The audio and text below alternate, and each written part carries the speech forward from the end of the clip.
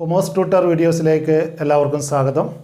ഇന്ന് നമ്മൾ class 12 business സ്റ്റഡീസിലെ മൂന്നാമത്തെ ചാപ്റ്റർ ബിസിനസ് എൻവയോൺമെൻറ്റ്, ബിസിനസ് പരിസ്ഥിതി എന്നുള്ള പാഠത്തിൻ്റെ മൂന്നാമത്തെ പാർട്ടാണ് ചർച്ച ചെയ്യുന്നത്. പുതിയ വീഡിയോയിലേക്ക് എല്ലാവർക്കും സ്വാഗതം. ഈ വീഡിയോ ഭാഗത്ത് നമ്മൾ ചർച്ച ചെയ്യുന്നത് ഇന്ത്യൻ സാമ്പത്തിക പരിതസ്ഥിതിയുടെ പ്രത്യേകതകളാണ്. ഇക്കണോമിക് എൻവയോൺമെൻറ്റ് ഇൻ ഇന്ത്യയിലെ സാമ്പത്തിക പരിതസ്ഥിതിയുടെ പ്രത്യേകതകളാണ് വിശദമായിട്ട് നമ്മൾ ഈ പാഠഭാഗത്ത് ചർച്ച ചെയ്യുന്നത്. ഇന്ത്യൻ സാമ്പത്തിക പരിതസ്ഥിതിയുടെ പ്രത്യേകതകളെക്കുറിച്ച് പറയുമ്പോൾ ആദ്യത്തെ ഘടകമെന്ന് പറയുന്നത് stage of economic development of the കൺട്രിയാണ്.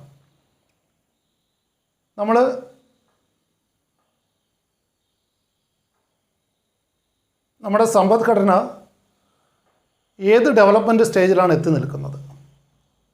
നമുക്ക് ഏവർക്കും അറിയാം, India is A developing nation. India ഒരു വികസന രാഷ്ട്രമാണ്.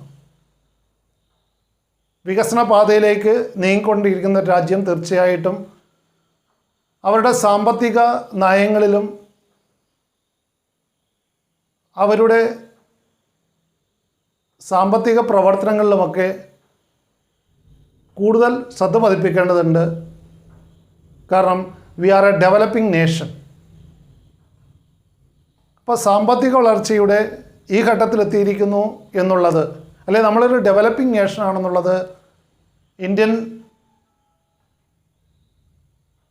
ഇക്കണോമിക് എൻവയോൺമെൻറ്റ് ഒരു പ്രത്യേകതയാണ്.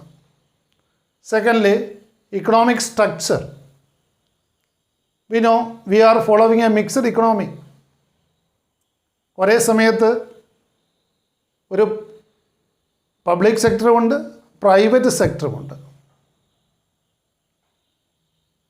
ഒരേ സമയത്ത് ഗവൺമെൻറ് ബിസിനസ്സിൽ ഏർപ്പെട്ടിരിക്കുന്നുണ്ട്, അതോടൊപ്പം തന്നെ സ്വകാര്യ ബിസിനസ് സംരംഭങ്ങളും ഇവിടെയുണ്ട്. ഒരേ സമയത്ത് പ്രൈവറ്റ് സെക്ടറും പബ്ലിക് സെക്ടറും എക്സിസ്റ്റ് ചെയ്യുന്ന അല്ലെങ്കിൽ നിലനിൽക്കുന്ന സംവിധാനമാണ്, അല്ലെങ്കിൽ അത്തരത്തിലുള്ളൊരു ഇക്കണോമിക് സ്ട്രക്ചറിനാണ് മിക്സഡ് ഇക്കണോമി എന്ന് പറയുക. അപ്പോൾ ഇന്ത്യൻ സമ്പദ്ഘടനയുടെ ഒരു പ്രത്യേകത, നമ്മൾ ഫോളോ ചെയ്യുന്നത് മിക്സഡ് ഇക്കണോമിയാണ്. ഒരേ സമയത്ത് സ്വകാര്യ സ്ഥാപനങ്ങളും ഗവൺമെൻറ് സ്ഥാപനങ്ങളും നിലനിൽക്കുന്നുണ്ട്. മൂന്നാമതായി, economic policies of the government സാമ്പത്തിക നയങ്ങൾ ഏറെ പ്രാധാന്യം അറിയിക്കുന്നതാണ്. ഇക്കണോമിക് എൻവയോൺമെൻറ്റിനെ നിർണ്ണയിക്കുന്നതിൽ ഏറെ സ്വാധീനം ചെലുത്തുന്ന ഒരു കാര്യമാണ് ഗവൺമെൻറ്റിൻ്റെ ഇക്കണോമിക് പോളിസികൾ, സാമ്പത്തിക നയങ്ങൾ. It may be industrial policy or monetary policy or fiscal policies. അപ്പോൾ ഇത്തരത്തിലുള്ള ഗവൺമെൻറ്റിൻ്റെ സാമ്പത്തിക നയങ്ങൾ ഏറെ നിർണായകമാണ്. ബിസിനസ് എൻവയോൺമെൻറ്റ് തീരുമാനിക്കുന്നതിൽ ഒരു നിർണായക ഘടകമായിട്ട് മാറുന്നത് economic policies of the government ആണ്. And also the economic planning. Another important element of economic environment in India is economic planning. 5 year പ്ലാനുകളും ആനുവൽ പ്ലാനുകളും ആയിട്ടുള്ള ആനുവൽ ബഡ്ജറ്റുകളും അതിൽ വരുന്നുണ്ട്. പഞ്ചവത്സര പദ്ധതികൾ ഇന്ത്യയിൽ നടപ്പിലാക്കിക്കൊണ്ടിരിക്കുന്നുണ്ട്. അതോടൊപ്പം തന്നെ വർഷം ബഡ്ജറ്റുകൾ പാർലമെൻറ്റിൽ പാസ്സാക്കുന്നുണ്ട്. ഇവയെല്ലാം ഇക്കണോമിക് പ്ലാനിങ്ങിൻ്റെ ഭാഗമാണ്. And also economic indices. There are so many economic indices are there. ഒരുപാട് സൂചികകൾ, സാമ്പത്തിക സൂചികൾ നമ്മുടെ സാമ്പത്തിക പ്രവർത്തനങ്ങൾ വിലയിരുത്താനും ആ സാമ്പത്തിക പ്രവർത്തനങ്ങളുടെ ദിശ നിർണ്ണയിക്കാനുമൊക്കെ പല ഇക്കണോമിക് ഇൻഡീസസ് ആണ് ഉപയോഗിക്കുക, സാമ്പത്തിക സൂചികകളാണ് ഉപയോഗിക്കുക. It may be here the national income or distribution of income, rate of GNP, gross national product, per capita income, disposal of personal income, rate of savings and investment, value of exports and imports, balance of payment. ഇങ്ങനെയുള്ള അനവധി സൂചികകളെ അടിസ്ഥാനമാക്കിയാണ് നമ്മുടെ സാമ്പത്തിക പ്രവർത്തനങ്ങളും നമ്മുടെ സാമ്പത്തിക പുരോഗതിയും വിലയിരുത്തുന്നത്. ആ economic indices Indian economic environment ഒരു പ്രധാനപ്പെട്ട ഘടകമാണ്. And lastly the infrastructural factors like financial institutions, modes of transportation, communication facilities, ഇത്തരത്തിലുള്ള അടിസ്ഥാന സൗകര്യ ഘടകങ്ങളൊക്കെയും നമ്മുടെ ഇക്കണോമിക് എൻവയോൺമെൻറ്റിനെ തീരുമാനിക്കുന്നതാണ്. അപ്പോൾ ഇത്തരത്തിലുള്ള പ്രധാനപ്പെട്ട 6 ഘടകങ്ങളെക്കുറിച്ചാണ്, ഇന്ത്യൻ എക്കണോമിക് എൻവയോൺമെൻറ്റിൻ്റെ പ്രത്യേകത നിർണ്ണയിക്കുന്ന 6 ഘടകങ്ങളെക്കുറിച്ചാണ് നമ്മളിവിടെ കണ്ടത്. Stage of economic development, economic structure, economic policies, economic planning, economic indices and also the infrastructural factors. ഇത്തരം ഘടകങ്ങൾ ആണ് ഇന്ത്യൻ ഇക്കണോമിക് എൻവയോൺമെൻറ്റിൻ്റെ പ്രത്യേകതകൾ നിർണ്ണയിക്കുന്നത്. അല്ലെ, നമ്മുടെ ഇക്കണോമിക് എൻവയോൺമെൻറ്റ് എങ്ങനെയാണെന്നുള്ളത് നിർണ്ണയിക്കുന്ന ഘടകങ്ങളാണ് ഇവയൊക്കെ. Next we shall discuss about the economic policy after independence. സ്വാതന്ത്ര്യാനന്തര കാലഘട്ടത്തിൽ നമ്മുടെ ഇക്കണോമിക് പോളിസിയിലുണ്ടായ മാറ്റം എന്താണ്? 1947 ശേഷം നമ്മൾ പിന്തുടരുന്ന പോളിസി, ഇക്കണോമിക് പോളിസി, സാമ്പത്തിക നയം എന്തായിരുന്നു? അല്ലെങ്കിൽ ഏത് കാര്യങ്ങൾക്കാണ് ആഫ്റ്റർ ഇൻഡിപെൻഡൻസിൽ അല്ലെങ്കിൽ സ്വാതന്ത്ര്യാനന്തര കാലഘട്ടത്തിൽ അല്ലെങ്കിൽ സ്വാതന്ത്ര്യം കിട്ടിയ ഉടനെയുള്ള കാലഘട്ടങ്ങളിൽ സാമ്പത്തിക നയത്തിൻ്റെ പ്രത്യേകത എന്തൊക്കെയായിരുന്നു? അതിൽ നിന്നും ഇന്ന് എന്തൊക്കെ മാറ്റങ്ങൾ വന്നിട്ടുണ്ട്? അതുകൊണ്ടാണ് നമ്മൾ ആദ്യമായിട്ട് ചർച്ച ചെയ്യുന്നത് സ്വാതന്ത്ര്യം കിട്ടി ഉടനെയുള്ള ഇന്ത്യയുടെ സാമ്പത്തിക നയത്തിൻ്റെ പ്രത്യേകതകൾ എന്തൊക്കെയായിരുന്നു. Government control over certain industries, central planning and reduced importance of private sector. These all were the main features of the economic policy immediately after independence. അപ്പോൾ സ്വാതന്ത്ര്യം കിട്ടിയ ഉടൻ തന്നെ നമ്മൾ പ്രാധാന്യം കൊടുത്തത് തന്ത്രപ്രധാന വ്യവസായ മേഖലയൊക്കെ ഗവൺമെൻറ് കൺട്രോളിലേക്ക് കൊണ്ടുവരണം.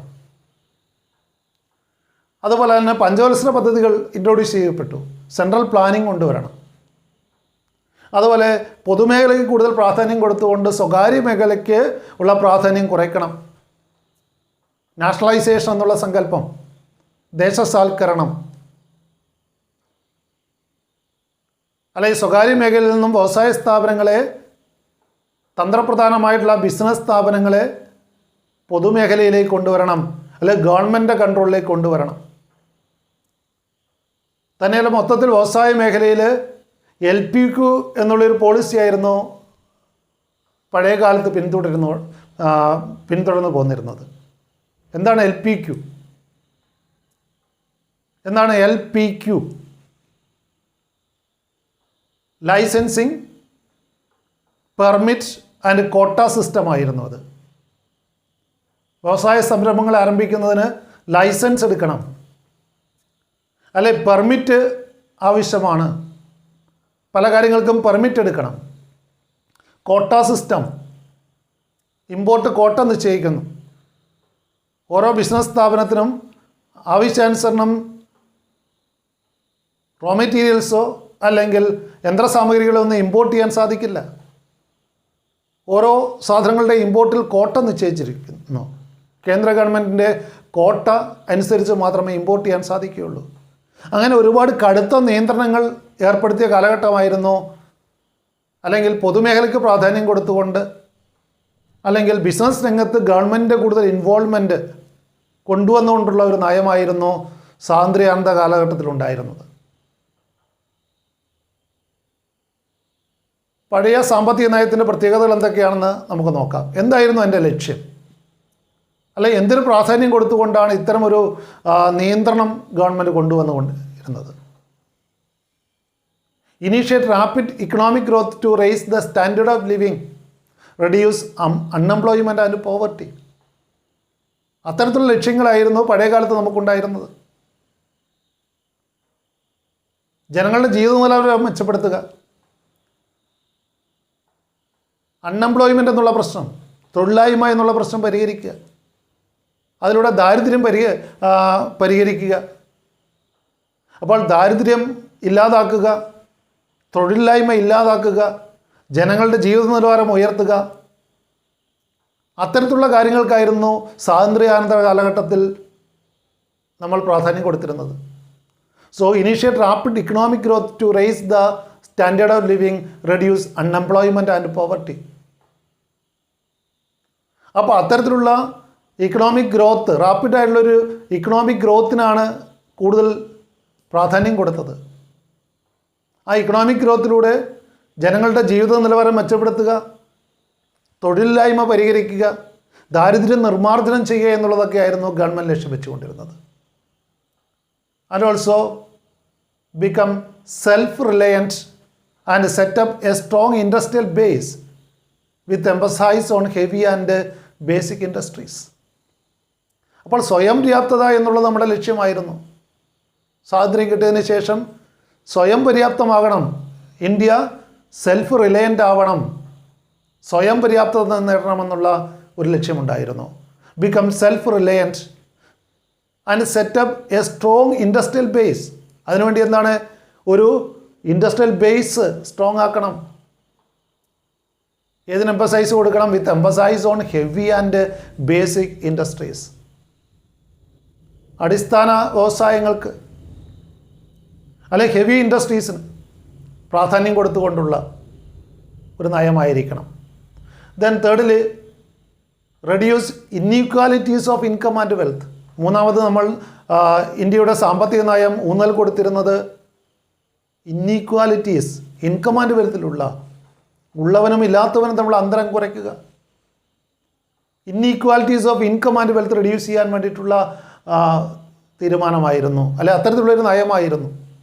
അതുകൊണ്ടാണ് സ്വകാര്യ മേഖലയെ അവഗണിച്ചുകൊണ്ട് പൊതുമേഖലയ്ക്ക് പ്രാധാന്യം കൊടുത്തത്. ഉള്ളവനും ഇല്ലാത്തവനും തമ്മിലുള്ള അകലം കുറയ്ക്കാനുള്ള ഒരു പോളിസി ആയിരുന്നു അന്നുണ്ടായിരുന്നത്. Moreover adopt a socialistic pattern of development based on equality and prevent exploitation of men by men. അപ്പോൾ ഒരു സോഷ്യലിസ്റ്റിക് പാറ്റേൺ ഓഫ് സൊസൈറ്റിയാണ് നമ്മൾ വിഭാവനം ചെയ്തിരിക്കുന്നത്. ഒരു സോഷ്യലിസ്റ്റിക് പാറ്റേൺ, തുല്യതയുടേതായിട്ടുള്ള ചൂഷണമില്ലാത്ത ഒരു സോഷ്യലിസ്റ്റിക് പാറ്റേൺ ഓഫ് സൊസൈറ്റി ആയിരുന്നു ഇന്ത്യ വിഭാവനം ചെയ്തിരുന്നത്. അതുകൊണ്ട് തന്നെ അക്കാലത്ത് ഇന്ത്യൻ സാമ്പത്തിക നയങ്ങളൊക്കെയും പൊതുമേഖലയ്ക്ക് പ്രാധാന്യം കൊടുക്കുന്ന ഒരു രീതിയായിരുന്നു, അല്ലെങ്കിൽ സ്വകാര്യ മേഖലയെ അവഗണിക്കുന്ന ഒരു നയമായിരുന്നു ആഫ്റ്റർ ഇൻഡിപെൻഡൻസിൽ ഇന്ത്യയിൽ ഉണ്ടായിരുന്നത്. Government gave a lead role to the public sector for infrastructure industries. അടിസ്ഥാന സൗകര്യ വികസനത്തിന് പൊതുമേഖലയ്ക്കാണ് പ്രാധാന്യം കൊടുത്തത്. But the private sector was broadly given the responsibility of developing consumer goods industries. അപ്പോൾ ഉപഭോക്തൃ ഉൽപ്പാദനങ്ങളുടെ നിർമ്മാണവും വിതരണവുമാണ് പ്രധാനമായിട്ടും അന്ന് സ്വകാര്യ മേഖലയെ ഏൽപ്പിച്ചിരുന്നത്. തന്ത്രപ്രധാനമായിട്ടുള്ള വ്യവസായ മേഖലകളൊക്കെയും പൊതുമേഖലയിലായിരുന്നു, അല്ലെ അത്തരത്തിലുള്ളൊരു നയമായിരുന്നു ഗവൺമെൻറ് ഉണ്ടായിരുന്നത്. Government also imposed several restrictions, regulations and control on the working of private sector enterprises. സ്വകാര്യ മേഖലയ്ക്ക് പല നിയന്ത്രണങ്ങളും ഗവൺമെൻറ് കൊണ്ടുവന്നു. പല സ്വകാര്യ സ്ഥാപനങ്ങളും ഗവൺമെൻറ് ഏറ്റെടുത്തു. നാഷണലൈസേഷൻ, ബാങ്കുകളുടെ നാഷണലൈസേഷനൊക്കെ നമുക്കറിയാം. ബാങ്കുകളെയൊക്കെ ദേശസാൽക്കരിച്ചു. ഇൻഷുറൻസ് രംഗം കംപ്ലീറ്റ് ഗവൺമെൻറ് മേഖലയിലേക്ക് കൊണ്ടുവന്നു. അപ്പോൾ നാഷണലൈസേഷൻ എന്നുള്ള ഒരു രീതിയായിരുന്നു ഗവൺമെൻറ് ഉണ്ടായിരുന്നത് പഴയ കാലത്ത്. So government also imposed several restrictions, ഒരുപാട് നിയന്ത്രണങ്ങൾ കൊണ്ടുവന്നു. ലൈസൻസിങ് പോലെയുള്ള ഇമ്പോർട്ട് കോട്ട അല്ലെങ്കിൽ ഇറക്കുമതിക്ക് കോട്ട നിശ്ചയിക്കുക പോലെയുള്ള ഒരുപാട് നിയന്ത്രണങ്ങൾ ഗവൺമെൻറ് കൊണ്ടുവന്നു. And various regulations and controls on the working of private sector enterprises. അപ്പോൾ സ്വകാര്യ മേഖലയെ കടുത്ത നിയന്ത്രണങ്ങൾക്ക് വിധേയമാക്കി പൊതുമേഖലയ്ക്ക് പ്രാധാന്യം കൊടുക്കുന്ന ഒരു നയമായിരുന്നു പഴയ കാലത്ത് അല്ലെങ്കിൽ ആഫ്റ്റർ ഇൻഡിപെൻഡൻസിൽ ഇന്ത്യയിലുണ്ടായിരുന്നത്. അപ്പോൾ അത്തരത്തിലുള്ളൊരു സാമ്പത്തിക നയമായിരുന്നു ഗവൺമെൻറ് പിന്തുടർന്നു കൊണ്ടുവന്നത്. എന്നാൽ നമുക്കറിയാം ആ സാമ്പത്തിക നയങ്ങളിൽ അല്ലെങ്കിൽ അത്തരത്തിലുള്ള ഒരു സോഷ്യലിസ്റ്റിക് പാറ്റേൺ ഓഫ് സൊസൈറ്റിയിൽ അടിയുറച്ചുള്ള ഈക്വാലിറ്റിയിലും അല്ലെങ്കിൽ അത്തരത്തിലുള്ള സാമൂഹ്യ നീതിയിലുമൊക്കെ അടിയുറച്ചുള്ള ഒരു ഇക്കണോമിക് പോളിസി അല്ലെങ്കിൽ പൊതുമേഖലയ്ക്ക് പ്രാധാന്യം കൊടുത്തുകൊണ്ടുള്ളൊരു സാമ്പത്തിക നയം 1991 വരെ പിന്തുടർന്നു വന്നു ഇന്ത്യ. 1991 ആ സാമ്പത്തിക നയങ്ങളിൽ മാറ്റങ്ങൾ വന്നത്. അല്ലെങ്കിൽ ഉദാരവൽകൃതമായിട്ടുള്ള അല്ലെങ്കിൽ ലിബറലൈസ്ഡ് ആയിട്ടുള്ള ഒരു ഇക്കണോമിക് പോളിസി വരുന്നത് 1991. ആ സാമ്പത്തിക നയത്തിൽ വ്യതിയാനം ഉണ്ടാകാനുള്ള കാരണം എന്തായിരുന്നു? 1991 സാമ്പത്തിക പരിഷ്കാരങ്ങൾക്ക് കാരണമെന്ന് പറയുന്നത് ഗ്രേറ്റ് ഇക്കണോമിക് ക്രൈസിസ് ആയിരുന്നു. ആ ഇന്ത്യയിലുണ്ടായ കടുത്ത സാമ്പത്തിക മാന്ദ്യമായിരുന്നു. നമുക്കറിയാം, ഗൾഫ് വാറിനെ തുടർന്ന് നമ്മുടെ എക്സ്പോർട്ടിനെയും ഇമ്പോർട്ടിനെയൊക്കെ അത് സാരമായിട്ട് ബാധിക്കുകയും ഫോറിൻ ഡെപ്റ്റുകൾ നമുക്ക് സമയത്ത് മീറ്റ് ചെയ്യാൻ പറ്റാത്തൊരു സാഹചര്യം വന്നു. അപ്പോൾ 1991 ആ ഇക്കണോമിക് ക്രൈസിസിനെ കുറിച്ചുകൂടെ നമ്മളൊന്ന് പറയേണ്ടിയിരിക്കുന്നു. So next about economic crisis of 1991. 1991 സാമ്പത്തിക പ്രതിസന്ധി, അതായത് അവിടെ സാമ്പത്തിക രംഗത്തുണ്ടായ മാന്ദ്യം, അത് മറികടക്കാനായിരുന്നു നമ്മുടെ സാമ്പത്തിക നയങ്ങളിൽ പല പരിഷ്കാരങ്ങളും ഇന്ത്യയിൽ കൊണ്ടുവന്നത്. അപ്പോൾ 1991 ഇക്കണോമിക് ക്രൈസിസിനെ കുറിച്ച് കൂടി നമ്മളൊന്ന് കാണേണ്ടിയിരിക്കുന്നു. In 1991, the economy faced a serious foreign exchange crisis, high government deficit, and a rising trend of prices. 1991 ആ സാമ്പത്തിക മാന്ദ്യം നമുക്ക് ഫോറിൻ എക്സ്ചേഞ്ച് ഡെഫിസിറ്റ് ഉണ്ടാക്കി. വിദേശ പേയ്മെൻറ്റുകളൊക്കെ നമുക്ക് കൊടുക്കാൻ കഴിയാതെ വന്നു. ഗവൺമെൻറ്റിന് കടുത്ത കടബാധ്യതകളുണ്ടായി. ഗവൺമെൻറ് ഡെഫിസിറ്റ്, ബജറ്റിലെ കമ്മിയൊക്കെ വളരെ അധികമായിരുന്നു. ബജറ്റ് അവതരണം പോലും മാറ്റിവെച്ചത് ആ കാലഘട്ടത്തിലാണ്, നമുക്കറിയാം. ഇൻഫ്ലേഷൻ വളരെ കടുത്തതായി, വിലകളൊക്കെ വളരെയധികം ക്രമാതീതമായിട്ട് വർദ്ധിച്ചു. അത് ജീവിതത്തെ ദുസ്സഹമാക്കി, അല്ലെങ്കിൽ സാരമായിട്ട് ജനജീവിതത്തെയും ബിസിനസ്സിനെയും ഒക്കെ ബാധിച്ചു. As a part of economic reforms, the government of India announced a new industrial policy in July 1991.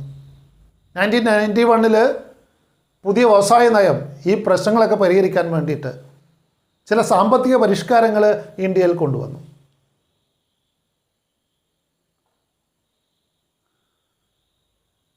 World Bank and IMF also stopped their assistance, leaving the government with no option except to mortgage the country's gold to avoid it defaulting on payments.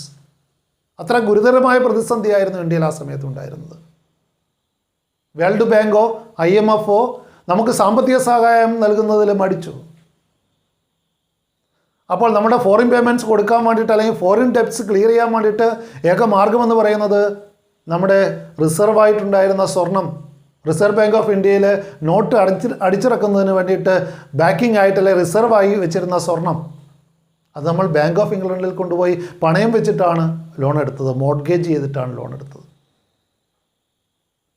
അപ്പോൾ നോട്ടുകൾ അടിച്ചിറക്കുന്നതിന് റിസർവായിട്ട് വെച്ച സ്വർണം പോലും പണയം വെച്ചുകൊണ്ട് നമ്മൾ loan എടുക്കേണ്ട സ്ഥിതിവിശേഷം ഉണ്ടായി.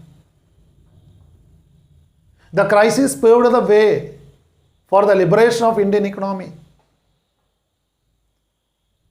അപ്പോൾ ഈ സാമ്പത്തിക പ്രതിസന്ധിയാണ് ഉദാരവൽകൃത സാമ്പത്തിക നയത്തിലേക്ക് വഴിതെളിച്ചത്, അല്ലെങ്കിൽ ഇന്ത്യൻ ഇക്കണോമിയുടെ, ഇന്ത്യൻ സമ്പദ്ഘടനയുടെ ഉദാരവൽക്കരണത്തിന് ഈ പ്രതിസന്ധി വഴിതെളിച്ചു. One of the conditions stipulated in the world bank required India to open itself up to participation from foreign entities in its industries. അപ്പോൾ അവിടെ വേൾഡ് ബാങ്ക് വെച്ചൊരു ഉപാധി, അല്ലെങ്കിൽ ലോണുകൾ നൽകുന്നതിന് വേണ്ടിയിട്ട് ഒരു റീസ്ട്രക്ചറിങ് ആണ്, അല്ലെങ്കിൽ സ്ട്രക്ചറൽ ചേഞ്ചസ് ആണ് അന്ന് വേൾഡ് ബാങ്ക് നിർദ്ദേശിച്ചത്. അപ്പോൾ വിദേശ കമ്പനികളെ അല്ലെങ്കിൽ വിദേശ സ്ഥാപനങ്ങളെ ഇന്ത്യയിലേക്ക് ആകർഷിക്കണം, അല്ലെങ്കിൽ ഇന്ത്യയിലേക്ക് അനുവദിക്കണം. അതായത് അതുവരെ നമ്മൾ ഫോളോ ചെയ്തിരുന്നത് ഒരു ക്ലോസ്ഡ് ഇക്കണോമി ആയിരുന്നു. അപ്പോൾ നമ്മുടെ ഇക്കണോമി തുറന്നു കൊടുക്കണം വിദേശ സ്ഥാപനങ്ങൾക്ക് വേണ്ടി, അല്ലെങ്കിൽ വിദേശ രാജ്യങ്ങളിലുള്ള മറ്റ് എൻറ്റിറ്റീസിന്, അല്ലെങ്കിൽ ഫോറിൻ എൻറ്റിറ്റീസിന്, അല്ലെങ്കിൽ വിദേശത്തുള്ള സ്ഥാപനങ്ങൾക്ക് വേണ്ടിയിട്ട് ഇന്ത്യൻ വ്യവസായ മേഖല തുറന്നു കൊടുക്കണമെന്നുള്ള ഒരു ക്ലോസ് വെച്ചു. അതിനനുസരണമായിട്ടാണ് നമ്മുടെ സാമ്പത്തിക നയത്തിൽ കാതലായ മാറ്റങ്ങൾ ഉണ്ടാകുന്നത്. എന്തൊക്കെയായിരുന്നു ആ പുതിയ വ്യവസായ നയത്തിൻ്റെ, അല്ലെങ്കിൽ ആ ഇക്കണോമിക് പോളിസിയുടെ, അല്ലെങ്കിൽ ഇൻഡസ്ട്രിയൽ പോളിസിയുടെ പ്രത്യേകതകൾ എന്തൊക്കെയായിരുന്നു? So the features of new industrial policy of 1991, 1991 വ്യവസായ നയത്തിൻ്റെ പ്രത്യേകതകൾ എന്തൊക്കെയായിരുന്നു? നമുക്കറിയാം, ഇക്കണോമിക് പോളിസിയിലെ ഏറ്റവും പ്രധാനപ്പെട്ട ഒന്നാണ് ഇൻഡസ്ട്രിയൽ പോളിസി. ട്രേഡ് ആൻഡ് ബിസിനസ്സിനെ ബാധിക്കുന്നത് ഈ ഇക്കണോമിക് പോളിസിയുടെ ഭാഗമായിട്ടുള്ള ഇൻഡസ്ട്രിയൽ പോളിസിയാണ്. അപ്പോൾ അത്തരം 1991 പുതിയ വ്യവസായ നയത്തിൽ ഊന്നൽ കൊടുത്ത കാര്യങ്ങൾ എന്തൊക്കെയായിരുന്നു? What are the major features of new industrial policy of 1991? കാരണം 1991 ആ ഉദാരവൽകൃത സാമ്പത്തിക നയത്തിനനുസരണമായി വ്യവസായ നയത്തിൽ കാതലായ മാറ്റങ്ങൾ വന്നു. എന്തൊക്കെയായിരുന്നു അതിൻ്റെ പ്രത്യേകതകൾ? 1991 വ്യവസായ നയത്തിൻ്റെ പ്രത്യേകതകൾ എന്തൊക്കെയാണ് നമുക്ക് ചർച്ച ചെയ്യാം. Firstly, the government reduced the number of industries under compulsory licensing to 6. Compulsory licensing കേവലം 6 വ്യവസായങ്ങൾക്ക് മാത്രമായിട്ട് ചുരുക്കി. എല്ലാ വ്യവസായ സംരംഭങ്ങൾക്ക് ലൈസൻസ് വേണ്ട. തന്ത്രപ്രധാനമായിട്ടുള്ള പ്രധാനപ്പെട്ട 6 മേഖലകൾക്ക് മാത്രമേ ലൈസൻസ് മതി. Compulsory licensing was limited to only 6 industrial sectors. And secondly, the role of the public sector was limited only to 4 industries of strategic importance. തന്ത്രപ്രധാനമായിട്ടുള്ള, രാജ്യസുരക്ഷയുമായിട്ട് ബന്ധപ്പെട്ട തന്ത്രപ്രധാനമായിട്ടുള്ള 4 വ്യവസായ മേഖലകൾ മാത്രം ഗവൺമെൻറ്റിന് റിസർവ് ചെയ്തു. പബ്ലിക് സെക്ടർ, പ്രൈവറ്റ് സെക്ടറിനെ അംഗീകരിക്കാത്ത കേവലം 4 സെക്ടേഴ്സായിട്ട് പരിമിതപ്പെടുത്തി. പല മേഖലകളിലേക്കും സ്വകാര്യ പങ്കാളിത്തം, അല്ലെങ്കിൽ സ്വകാര്യ ബിസിനസ് സംരംഭങ്ങൾ അനുവദിക്കാൻ തുടങ്ങി. The role of public sector was limited only to 4 industries of strategic importance. ഇപ്പോൾ തന്ത്രപ്രധാനമായിട്ടുള്ള 4 വ്യവസായ മേഖലകളിലൊഴികെ പബ്ലിക് സെക്ടറിൻ്റെ, അല്ലെങ്കിൽ പ്രൈവറ്റ് സെക്ടറിന് പങ്കാളിത്തം നൽകി, അല്ലെങ്കിൽ പ്രൈവറ്റ് സെക്ടറിന് മാത്രമായിട്ട് 4 വ്യവസായ മേഖലകൾ മാത്രമായിട്ട് പരിമിതപ്പെടുത്തി. പബ്ലിക് സെക്ടർ മാത്രമേ 4 മേഖലകളിൽ പാടുള്ളൂ. അപ്പോൾ അത്തരത്തിൽ പബ്ലിക് സെക്ടറിൻ്റെ പ്രാധാന്യം കുറച്ചു, കൂടുതൽ പ്രൈവറ്റൈസ് ചെയ്തു കാര്യങ്ങൾ. Then thirdly, disinvestment was carried out in case of many public sector industrial enterprises. Disinvestment പ്രാവർത്തികമാക്കി, ഓഹരി വിറ്റഴിക്കൽ. അതായത് പൊതുമേഖലാ സ്ഥാപനങ്ങളുടെ, പബ്ലിക് സെക്ടർ അണ്ടർടേക്കിങ്സിൻ്റെ ഷെയറുകൾ നമുക്കറിയാം, അത് ഗവൺമെൻറ്റിൻ്റെ കൈവശമായിരുന്നു, ഗവൺമെൻറ്റിന് മാത്രമായിരുന്നു ഓണർഷിപ്പ്. അത്തരത്തിലുള്ള പൊതുമേഖലാ സ്ഥാപനങ്ങളുടെ ഓഹരികൾ സ്വകാര്യ വ്യക്തികൾക്ക് വിറ്റഴിക്കുന്ന നയം, അതാണെന്ത്? ഡിസ്ഇൻവെസ്റ്റ്മെൻറ്റ്, ഓഹരി വിറ്റഴിക്കൽ. പൊതുമേഖലാ സ്ഥാപനങ്ങളുടെ ഓഹരികൾ സ്വകാര്യ വ്യക്തികൾക്ക് നൽകുന്ന രീതിക്കാണെന്ന് പറയുക ഡിസ്ഇൻവെസ്റ്റ്മെൻറ്റ്. അപ്പോൾ ഡിസ്ഇൻവെസ്റ്റ്മെൻറ്റ്, ഓഹരി വിറ്റഴിച്ചു പൊതുമേഖലാ സ്ഥാപനങ്ങളുടെ എന്ന് പറയുന്നത് പ്രൈവറ്റൈസേഷനാണ്. പ്രത്യേകിച്ച് നമുക്കറിയാം 51% സ്വകാര്യ മേഖലയിലേക്ക് ഓഹരികൾ വിറ്റഴിക്കുമ്പോൾ അവിടെ ഗവൺമെൻറ്റിന് കൺട്രോൾ നഷ്ടപ്പെടും. അതെന്താണ്? പ്രൈവറ്റ് സ്ഥാപനമായിട്ട് മാറും. 51% ഗവൺമെൻറ് ഓണർഷിപ്പ് ഉണ്ടെങ്കിൽ മാത്രമേ അവിടെ അത് ഗവൺമെൻറ് സ്ഥാപനമായിട്ട്, അല്ലെങ്കിൽ ഒരു പബ്ലിക് സെക്ടർ കമ്പനിയായിട്ട് നിലനിൽക്കുകയുള്ളൂ. 51% കുറവാണ് ഗവൺമെൻറ്റിൻ്റെ ഷെയറെങ്കിൽ അത് പ്രൈവറ്റ് സെക്ടറിലേക്കുള്ളൊരു സ്ഥാപനമായിട്ട് മാറും. അപ്പോൾ ഡിസ്ഇൻവെസ്റ്റ്മെൻറ്റിലൂടെ പല സ്ഥാപനങ്ങളും സ്വകാര്യ മേഖലയിലേക്ക്, പൊതുമേഖലയിലുള്ള പല സ്ഥാപനങ്ങളും സ്വകാര്യ മേഖലയിലേക്ക് വന്നു. The share of foreign equity participation was increased and in many activities 100% FDI was permitted. Foreign equity participation increase ചെയ്തു. അതായത് വിദേശ സ്ഥാപനങ്ങൾക്ക് ഇന്ത്യൻ കമ്പനികളിൽ ഓഹരി പങ്കാളിത്തം അനുവദിച്ചു. അതുപോലെ ഫോറിൻ ഡയറക്റ്റ് ഇൻവെസ്റ്റ്മെൻറ്റ്, അതാണ് FDI, ഫോറിൻ ഡയറക്റ്റ് ഇൻവെസ്റ്റ്മെൻറ്റ്. അതായത് വിദേശത്തുള്ളവർക്ക് ഇന്ത്യയിൽ സ്ഥാപനങ്ങൾ ആരംഭിക്കാൻ കഴിയും. അതായത് ഇന്ത്യൻ ഇക്കണോമി ഓപ്പൺ അപ്പ് ചെയ്തു. ഇന്ത്യയിൽ വിദേശ സംരംഭങ്ങൾ, വിദേശ കമ്പനികൾ ആരംഭിക്കാൻ സാധിക്കും. അതും 100% വിദേശ നിക്ഷേപത്തോടു കൂടി. 100% FDI പല മേഖലകളിലും അനുവദിച്ചു. ഫോറിൻ ഡയറക്റ്റ് ഇൻവെസ്റ്റ്മെൻറ്റ്, വിദേശ നിക്ഷേപം പൂർണ്ണമായിട്ടും വിദേശ നിക്ഷേപം നടത്തിക്കൊണ്ട്, അല്ലെങ്കിൽ ഒരു വിദേശ രാജ്യത്തുള്ള ഒരു സ്ഥാപനത്തിന് അല്ലെങ്കിൽ വ്യക്തിക്ക് ഇന്ത്യയിൽ ബിസിനസ് സംരംഭം ആരംഭിക്കാനുള്ള അനുമതി കിട്ടി. So the share of foreign equity participation was increased. Indian കമ്പനികളിൽ വിദേശീയർക്ക് അല്ലെങ്കിൽ ഫോറിനേഴ്സിന് എന്താണ് ഇക്വിറ്റി പാർട്ടിസിപ്പേഷൻ, ഷെയർ നിക്ഷേപം നടത്തി പൂർണ്ണമായിട്ടും വിദേശ നിക്ഷേപത്തോടു കൂടിയിട്ട് ഇന്ത്യയിൽ സ്ഥാപനങ്ങൾ, കമ്പനികൾ ആരംഭിക്കാമെന്നുള്ള സ്ഥിതിവിശേഷം വന്നു.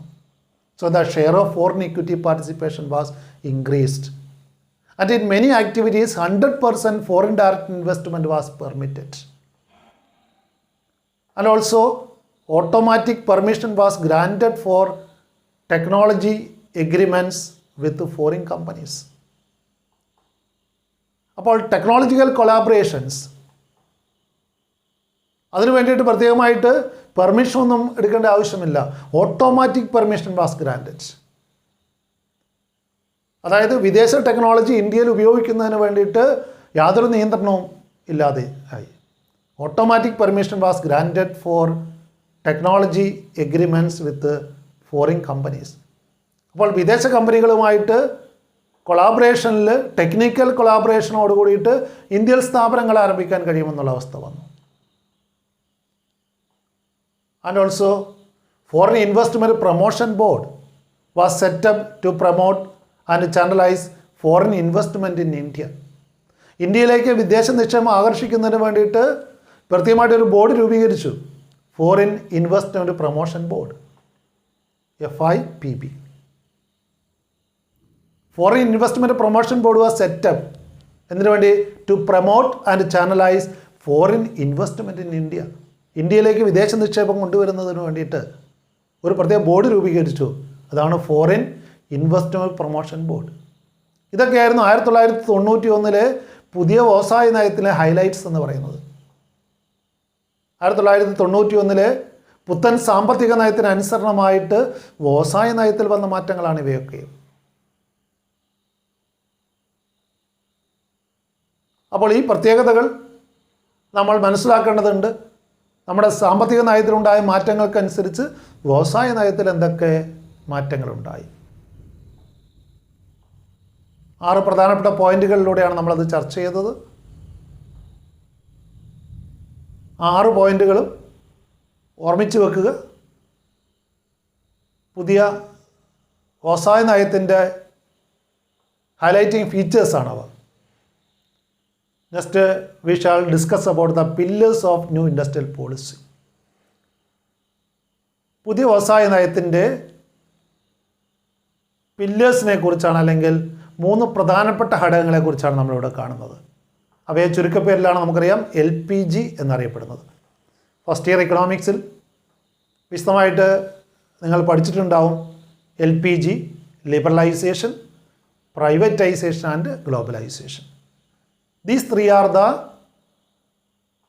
pillars of new industrial policy. പുതിയ വ്യവസായ നയത്തിൻ്റെ ഏറ്റവും പ്രധാനപ്പെട്ട 3 പില്ലേഴ്സായിട്ട് അറിയപ്പെടുന്നത്. അതിൻ്റെ ഏറ്റവും പ്രധാനപ്പെട്ട 3 ഘടകങ്ങളായിട്ട് അറിയപ്പെടുന്നത് LPG ആണ്. That is liberalisation, privatisation and globalisation. Liberalisation എന്താണെന്ന് നമുക്ക് ആദ്യം കാണാം. ഉദാരവൽക്കരണം, liberalisation. Liberalising the Indian business and industry from all unnecessary controls and restrictions. എല്ലാ നിയന്ത്രണങ്ങളും എടുത്തു കളയുക. ബിസിനസ് വ്യവസായ രംഗങ്ങളിലുള്ള എല്ലാ നിയന്ത്രണങ്ങളും എടുത്തു കളയുന്ന രീതിയാണ് ലിബറലൈസേഷൻ, ഉദാരവൽക്കരണം. എല്ലാം ഉദാരവൽക്കരിക്കുകയാണ്, എല്ലാം ലിബറലൈസ് ചെയ്യുകയാണ്. ഒന്നിനും സ്ട്രിക്റ്റ് ആയിട്ടുള്ള റൂൾസ് ആൻഡ് റെഗുലേഷൻസ് ഇല്ല, എല്ലാം ലിബറലൈസ് ചെയ്യുന്നു. ലിബറലൈസിങ് the Indian business and industry from all unnecessary controls and restrictions. എല്ലാ കടുത്ത നിയന്ത്രണങ്ങളും എടുത്തു കളയുന്നു. ലിബറലൈസേഷൻ്റെ ഭാഗമായിട്ട് നടപ്പിലാക്കിയ കാര്യങ്ങൾ എന്തൊക്കെയാണെന്ന് നമുക്ക് നോക്കാം. ഒന്നാമതായി, abolishing licensing requirements in most of the industries except A short list. വളരെ ചുരുക്കം ചില വ്യവസായങ്ങൾക്കൊഴികെ ബാക്കി എല്ലാത്തിനുമുള്ള ലൈസൻസിങ് സമ്പ്രദായം എടുത്തു കളഞ്ഞു, അബോളിഷ് ചെയ്തു. Abolishing licensing requirements in most of the industries except A short list. വളരെ പരിമിതമായിട്ടല്ലേ, വളരെ കുറച്ച് വ്യവസായങ്ങൾക്കൊഴികെ ബാക്കി എല്ലാ വ്യവസായങ്ങൾക്കും ലൈസൻസിങ് രീതി എടുത്തു കളഞ്ഞു. രണ്ടാമതായി, freedom in deciding the scale of business activities. Monopolies and restrictive practices ആക്ടിൽ monopolies and restrictive practices act, MRTP act, ആ MRTP ആക്ടിലെ പല പ്രൊവിഷൻസ് എടുത്തു കളഞ്ഞു. അപ്പോൾ അവിടെ സ്കെയിൽ ഓഫ് ബിസിനസ് ആക്ടിവിറ്റീസിന് ഫ്രീഡം, ലാർജ് സ്കെയിലിൽ ബിസിനസ് നടത്തുന്നതിന് യാതൊരു തടസ്സവുമില്ല. There is freedom in deciding the scale of business activities. ബിസിനസ്സുകാർക്ക് തീരുമാനിക്കാം. കുത്തകകൾക്കെതിരെ, വൻകിട സ്ഥാപനങ്ങൾക്കെതിരെ പല നിയന്ത്രണങ്ങളും സ്വാതന്ത്ര്യാനന്തര കാലഘട്ടത്തിൽ ഇന്ത്യയിലുണ്ടായിരുന്നു. എന്നാൽ അത്തരം നിയന്ത്രണങ്ങൾ എടുത്തു കളഞ്ഞു. കാരണം പഴയ നമ്മുടെ പോളിസി എന്ന് പറയുന്നത് ഉള്ളവനും ഇല്ലാത്തവനും തമ്മിൽ അന്തരം കുറയ്ക്കണം, ഈക്വാലിറ്റിയിൽ സോഷ്യലിസ്റ്റിക് പാറ്റേൺ ഓഫ് സൊസൈറ്റിയിൽ ഊന്നിയുള്ള ഒരു സാമ്പത്തിക നയമായിരുന്നു നമുക്കുണ്ടായിരുന്നത്. എന്നാൽ അതിൽ നിന്നും നമ്മൾ വ്യതിചലിച്ചുകൊണ്ട് അവിടെ ബിസിനസ് ആക്ടിവിറ്റീസിൻ്റെ സ്കെയിലിന് യാതൊരു നിയന്ത്രണവും ഇല്ല. There is freedom in deciding the scale of business activities. Large scale business സ്ഥാപനങ്ങൾക്ക് യാതൊരു നിയന്ത്രണവുമില്ല. കുത്തകകളുടെ വളർച്ചയ്ക്ക് യാതൊരു വക അല്ലെങ്കിൽ അത് ഒഴിവാക്കുന്നതിനുള്ള രീതികളില്ലായിരുന്നു. Then next one is removal of restrictions on the movement of goods and services. Goods and സർവീസസിൻ്റെ മൂവ്മെൻറ്റിലുണ്ടായിരുന്ന പല തടസ്സങ്ങളും ഒഴിവാക്കി. നമുക്കറിയാം, പഴയ കാലങ്ങളിലേക്കൊക്കെയും ഇൻ്റർസ്റ്റേറ്റ് ട്രാൻസ്ഫർ പറ്റില്ലായിരുന്നു. സാധനങ്ങളും സേവനങ്ങളും ഒരു സംസ്ഥാനത്തു നിന്ന് മറ്റൊരു സംസ്ഥാനത്തേക്ക് കൊണ്ടുപോകുന്നതിലൊക്കെ ഒരുപാട് നിയന്ത്രണങ്ങൾ ഉണ്ടായിരുന്നു. അല്ലെ, ഒക്ട്രോയും താരിഫുമൊക്കെ അതിന് ഈടാക്കിയിരുന്നു. അപ്പോൾ interstate movement of goods and services പഴയ കാലത്ത് അനുവദിച്ചിരുന്നില്ല. എന്നാൽ അത്തരത്തിലുള്ള റെസ്ട്രിക്ഷൻസൊക്കെ എടുത്തു കളഞ്ഞു. എക്സ്പോർട്ട് ഇമ്പോർട്ട് കാര്യത്തിലൊക്കെ എന്താണ്, ഒരുപാട് ലിബറലൈസേഷൻ കൊണ്ടുവന്നു. Freedom in fixing the price of goods and services, price control എടുത്തു കളഞ്ഞു. ബിസിനസ്സുകാർക്ക് തീരുമാനിക്കാം അവരുടെ ഉൽപ്പന്നങ്ങളുടെ, അവരുടെ സേവനങ്ങളുടെ വില. അപ്പോൾ പ്രൈസ് ഫിക്സേഷൻ എന്നുള്ളത് ഗവൺമെൻറ് ആ മേഖലയിൽ നിന്നും പ്രൈസ് ഫിക്സിങ്ങിൽ അല്ലെങ്കിൽ പ്രൈസ് കൺട്രോളിംഗ് എന്നുള്ള ആ ചുമതലയിൽ നിന്നും ഗവൺമെൻറ് ഒഴിവായി. There is freedom in fixing the price of goods and services. വില നിർണ്ണയനം ബിസിനസ് സംരംഭങ്ങൾക്ക് ചെയ്യാമെന്നായി.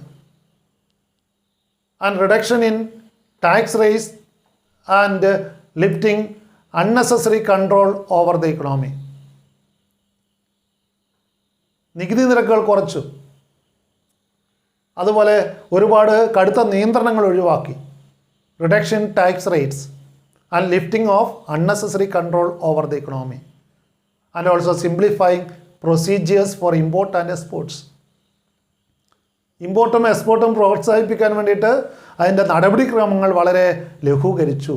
Simplifying procedures for import and exports. അപ്പോൾ ലിബറലൈസേഷൻ്റെ ഭാഗമായിട്ട് അല്ലെങ്കിൽ കടുത്ത നിയന്ത്രണങ്ങളിൽ നിന്നും ഇന്ത്യൻ ഇക്കണോമിയെ ലിബറലൈസ് ചെയ്യുക അല്ലെങ്കിൽ നമ്മുടെ ഇൻഡസ്ട്രിയൽ സെക്ടറിനെ ലിബറലൈസ് ചെയ്യാൻ വേണ്ടിയിട്ട് ഇത്തരം നടപടിക്രമങ്ങൾ അല്ലെങ്കിൽ ഇത്തരം ഒരുപാട് നടപടികൾ ഗവൺമെൻറ് സ്വീകരിച്ചു. ഒരു ഉദാരവൽക്കൃത നയം ഗവൺമെൻറ് പിന്തുടരാൻ തീരുമാനിച്ചു. കടുത്ത നിയന്ത്രണങ്ങൾ ഒഴിവാക്കി. എക്സ്പോർട്ടിനെയും ഇമ്പോർട്ടിനെയും ഒക്കെ എന്താണ് പ്രൊമോട്ട് ചെയ്യുന്ന ഒരു രീതി വന്നു. പ്രാരംഭ കാലഘട്ടത്തിൽ നമുക്കറിയാം ഇറക്കുമതിക്കൊക്കെ ഒരുപാട് നിയന്ത്രണങ്ങൾ ഉണ്ടായിരുന്നു, അതിന് കടുത്ത പ്രൊസീജിയേഴ്സ് ഉണ്ടായിരുന്നു. ബട്ട് പുതിയ സാമ്പത്തിക നയത്തിൻ്റെ ഭാഗമായി ലിബറലൈസേഷൻ്റെ ഭാഗമായി simplification of procedures for import and exports ഉണ്ടായി. അപ്പോൾ ഇതൊക്കെ ലിബറലൈസേഷൻ്റെ ഭാഗമായിട്ട് ഉണ്ടായ കാര്യങ്ങളാണ്. രണ്ടാമതായി and also making it easier to attract foreign capital and technology to India. വിദേശ നിക്ഷേപവും വിദേശ ടെക്നോളജിയും ഇന്ത്യയിലേക്ക് കൊണ്ടുവരാമെന്നായി. മേക്കിംഗ് ഈസിയർ, എളുപ്പമാക്കിയത്. Making it easier to attract foreign capital and technology in India. Next about privatisation, സ്വകാര്യവൽക്കരണം. എന്താണ് സ്വകാര്യവൽക്കരണം? Giving greater role to the private sector in the nation building process and reducing the role of public sector. പൊതുമേഖലയുടെ പ്രാധാന്യം കുറച്ചുകൊണ്ട് സ്വകാര്യ മേഖലയ്ക്ക് പ്രാധാന്യം കൊടുക്കുന്ന രീതിയാണ് പ്രൈവറ്റൈസേഷൻ. നാഷണലൈസേഷൻ നേരെ ഓപ്പോസിറ്റാണ് പ്രൈവറ്റൈസേഷൻ. ദേശസാൽക്കരണമാണ് നാഷണലൈസേഷൻ. എല്ലാം പബ്ലിക് സെക്ടറിലേക്ക് മാറ്റുന്നു. എന്നാൽ അതിന് നേരെ വിപരീതമായിട്ട് പ്രൈവറ്റൈസേഷൻ എന്ന് പറയുമ്പോൾ സ്വകാര്യ മേഖലയ്ക്ക് കൂടുതൽ ഊന്നൽ കൊടുക്കുന്നു. പൊതുമേഖലയുടെ അല്ലെങ്കിൽ പബ്ലിക് സെക്ടറിൻ്റെ പ്രാധാന്യം കുറച്ചുകൊണ്ട് അവിടെ സ്വകാര്യ മേഖലയ്ക്ക് കൂടുതൽ ഊന്നൽ കൊടുക്കുന്നു. അതാണ് പ്രൈവറ്റൈസേഷൻ എന്ന് പറയുന്നത്. Adopted the policy of planned disinvestment of the public sector. അപ്പോൾ പ്രൈവറ്റൈസേഷൻ്റെ ഭാഗമായിട്ട് ഡിസ്ഇൻവെസ്റ്റ്മെൻറ്റ് നടത്തി. ഘട്ടഘട്ടമായിട്ട് പൊതുമേഖലയുടെ അല്ലെങ്കിൽ പൊതുമേഖലാ സ്ഥാപനങ്ങളുടെ ഓഹരികൾ സ്വകാര്യ വ്യക്തികൾക്ക് വിറ്റഴിക്കുന്ന രീതി വന്നു. ഡിസ്ഇൻവെസ്റ്റ്മെൻറ്റ് പ്രാവർത്തികമാക്കി. Decided to refer the loss making and sick enterprises to the board of industrial and financial reconstruction. ഇപ്പോൾ പൊതുമേഖലയിൽ തന്നെ കനത്ത നഷ്ടമുണ്ടാക്കിക്കൊണ്ടിരുന്ന ഒരുപാട് സ്ഥാപനങ്ങളുണ്ടായിരുന്നു, അല്ലെങ്കിൽ പീഡിത വ്യവസായങ്ങൾ സിക്ക് എൻ്റർപ്രൈസസ് ഉണ്ടായിരുന്നു. തകർച്ചയെ നേരിടുന്ന ഒരുപാട് വ്യവസായ മേഖലകളുണ്ടായിരുന്നു. അപ്പോൾ അത്തരത്തിലുള്ള ലോസ് മേക്കിംഗ് ആയിട്ടുള്ളതും സിക്കായിട്ടുള്ള എൻ്റർപ്രൈസസിനെ ആ ബിസിനസ് സ്ഥാപനങ്ങൾ അടച്ചുപൂട്ടണോ തുടരണോ എന്നുള്ളത് തീരുമാനിക്കാൻ വേണ്ടിയിട്ട് പ്രത്യേകമായിട്ട് ബോർഡിന് ചുമതലപ്പെടുത്തി. Board of industrial and financial reconstruction. And again improve the profitability and efficiency of public sector, public enterprises. പൊതുമേഖലാ സ്ഥാപനങ്ങളുടെ കാര്യക്ഷമതയും ലാഭവും വർദ്ധിപ്പിക്കാൻ വേണ്ടിയിട്ടുള്ള ഒരുപാട് പുതിയ നിർദ്ദേശങ്ങൾ വന്നു.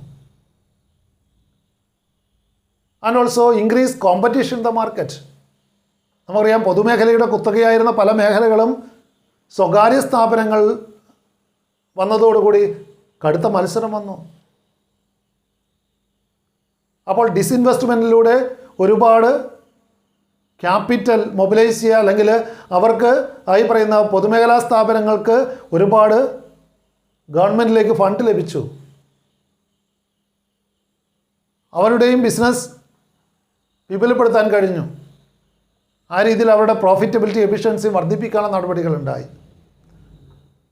സ്വകാര്യ പങ്കാളിത്തം ബിസിനസ് മേഖലയിൽ വന്നപ്പോൾ ആരോഗ്യകരമായിട്ടുള്ള മത്സരങ്ങളുണ്ടായി. കൂടുതൽ മെച്ചപ്പെട്ട സേവനങ്ങളും ക്വാളിറ്റി പ്രോഡക്ട്സും അവിടെ പബ്ലിക്കിന് കിട്ടുന്ന സാഹചര്യമുണ്ടായി. അതൊക്കെ പ്രൈവറ്റൈസേഷൻ മേന്മകളാണ്. അപ്പോൾ പ്രൈവറ്റൈസേഷനിലൂടെ പൊതുമേഖലാ സ്ഥാപനങ്ങൾ അവരുടെ പ്രവർത്തനം മെച്ചപ്പെടുത്താനും എന്നാൽ തീരെ ലാഭകരമല്ലാത്ത സിക്ക് യൂണിറ്റുകൾ അടച്ചുപൂട്ടാനും അത് കാരണമായിട്ടുണ്ട്. എന്നാൽ ഇവിടെ സ്വകാര്യ മേഖലയ്ക്ക് ഊന്നൽ കൊടുത്തപ്പോൾ അവിടെ ആരോഗ്യകരമായിട്ടുള്ള മത്സരം വന്നു. ഉപഭോക്താക്കൾ കൂടുതൽ സേവനവും നല്ല ഉൽപ്പന്നങ്ങളും ലഭിച്ചു. ന്യായമായ വിലയ്ക്ക് കൂടുതൽ നല്ല ഉൽപ്പന്നങ്ങൾ ലഭിച്ചു തുടങ്ങി. അപ്പോൾ അവിടെ കോമ്പറ്റീഷൻ്റെ ആയിട്ടുള്ള പോസിറ്റീവ് ഇമ്പാക്റ്റ് ഉണ്ടായി. അപ്പോൾ പ്രൈവറ്റൈസേഷൻ എന്നുള്ള നയത്തിലൂടെ ഇന്ത്യൻ ബിസിനസ് രംഗത്തിൻ്റെ വളർച്ചയാണ് നമ്മൾ ലക്ഷ്യം വെക്കുന്നത്. And also reduce political interference in the field of business. നമുക്കറിയാം, പൊതുമേഖലാ സ്ഥാപനങ്ങളാകുമ്പോൾ രാഷ്ട്രീയ ഇടപെടലുകൾ കൂടുതലായിരിക്കും. എന്നാൽ പ്രൈവറ്റ് സെക്ടറിൽ പൊളിറ്റിക്കൽ ഇൻ്റർഫിയറൻസ് ഇല്ല. അപ്പോൾ അത്തരത്തിൽ ബിസിനസ് ഫീൽഡിൽ പൊളിറ്റിക്കൽ ഇൻ്റർഫിയറൻസ് റെഡ്യൂസ് ചെയ്യാൻ പ്രൈവറ്റൈസേഷൻ ഒരു പരിധിവരെ സഹായിച്ചിട്ടുണ്ട്. നെക്സ്റ്റ് അബൌട്ട് ഗ്ലോബലൈസേഷൻ, ആഗോളവൽക്കരണം. ഗ്ലോബലൈസേഷൻ എന്താണ്? Integration of the various economies of the world leading towards the emergence of a open global economy. Open global ഇക്കണോമിയിലേക്കുള്ളൊരു മാറ്റമാണ്. നമ്മൾ കണ്ടു, സ്വാതന്ത്ര്യാനന്തര കാലഘട്ടത്തിൽ ക്ലോസ്ഡ് ഇക്കണോമിയിലാണ് നമ്മൾ ഊന്നൽ കൊടുത്തത്. ഇന്ത്യൻ വിപണി വിദേശീയർക്ക് നമ്മൾ തുറന്നു കൊടുത്തിരുന്നില്ല. വിദേശ കമ്പനികളിലെ ഇന്ത്യയിൽ ബിസിനസ് നടത്താൻ നമ്മൾ അനുവദിച്ചിരുന്നില്ല. അതാണ് ക്ലോസ്ഡ് ഇക്കണോമിയുടെ പ്രത്യേകത. എന്നാൽ ഗ്ലോബലൈസേഷൻ്റെ ഭാഗമായിട്ട് വിദേശ കമ്പനികളെ ഇന്ത്യയിലേക്ക് നമ്മളെന്താണ് പ്രവർത്തിക്കാൻ അനുവദിച്ചു. ഒരുപാട് മൾട്ടിനാഷണൽ കമ്പനികൾ ഇന്ത്യയിൽ പ്രവർത്തനം ആരംഭിച്ചു. കൊക്കക്കോളയും പെപ്സിയും പോലെയുള്ള ഒരുപാട് ഗ്ലോബൽ ജയൻറ്റുകൾ അല്ലെങ്കിൽ ബഹിരാഷ്ട്ര കുത്തക കമ്പനികൾ ഇന്ത്യയിൽ വന്നു. സാമ്പത്തിക നയത്തിൻ്റെ മാറ്റത്തിലൂടെയാണ്, അല്ലെങ്കിൽ ഗ്ലോബലൈസേഷൻ്റെ ഭാഗമായിട്ടാണത് സംഭവിച്ചത്. So integration of the various ഇക്കണോമീസ് in the world leading towards the emergence of a open global economy. അതാണ് ഗ്ലോബലൈസേഷൻ എന്ന് പറയുന്നത്. നമ്മുടെ ഇക്കണോമി നമ്മൾ നമുക്കായി മാത്രം മാറ്റിവെക്കാതെ വിദേശ കമ്പനികളെ കൂടി ഇന്ത്യൻ വിപണിയിലേക്ക് ആകർഷിക്കുന്ന, അവരുടെ ഉൽപ്പന്നങ്ങൾ കൂടി ഇന്ത്യൻ മാർക്കറ്റിൽ ലഭ്യമാക്കുന്ന ഒരു പ്രവർത്തനമാണ് ഗ്ലോബലൈസേഷൻ. മറ്റ് വേൾഡ് ഇക്കണോമിയുമായിട്ട് ഇൻ്റഗ്രേറ്റ് ചെയ്യലാണ് നമ്മുടെ ഇക്കണോമിയെ. ക്ലോസ്ഡ് ആയിട്ടുള്ള നമ്മുടെ ഇക്കണോമി ഓപ്പൺ അപ്പ് ചെയ്യുന്നു. മറ്റ് വേൾഡ് ഇക്കണോമീസുമായിട്ട് നമ്മൾ ഇൻ്റഗ്രേറ്റ് ചെയ്യുന്നു. അതാണ് ഗ്ലോബലൈസേഷൻ. അതിൻ്റെ ഭാഗമായിട്ട് import liberalisation, export promotion through rationalisation of the tariff structure and reforms with respect to foreign exchange. Globalisation ഭാഗമായി നമ്മൾ നടപ്പിലാക്കിയ കാര്യമാണ്. ഇറക്കുമതി ഉദാരവൽക്കരണം നടത്തി. ഇറക്കുമതിക്കുണ്ടായിരുന്ന നിയന്ത്രണങ്ങൾ എടുത്തു കളഞ്ഞു. അതോടൊപ്പം തന്നെ നമ്മൾ എക്സ്പോർട്ട് പ്രൊമോഷൻ വേണ്ട കാര്യങ്ങൾ ചെയ്തു. കയറ്റുമതി പ്രോത്സാഹിപ്പിക്കാൻ വേണ്ടിയുള്ള കാര്യങ്ങൾ, അവിടെ താരിഫ് റേറ്റുകളൊക്കെ അല്ലെങ്കിൽ നികുതി നിരക്കുകളൊക്കെ അവിടെ റാഷണലൈസ് ചെയ്തു. അതോടൊപ്പം തന്നെ ഫോറിൻ എക്സ്ചേഞ്ചുമായിട്ട് ബന്ധപ്പെട്ട കാര്യങ്ങളിലൊക്കെ ഒരുപാട് പരിഷ്കാരങ്ങൾ വന്നു. നമുക്കറിയാം, നേരത്തെ ഉണ്ടായിരുന്നത് ഫോറിൻ എക്സ്ചേഞ്ച് റെഗുലേഷൻ ആക്ട് ആയിരുന്നു.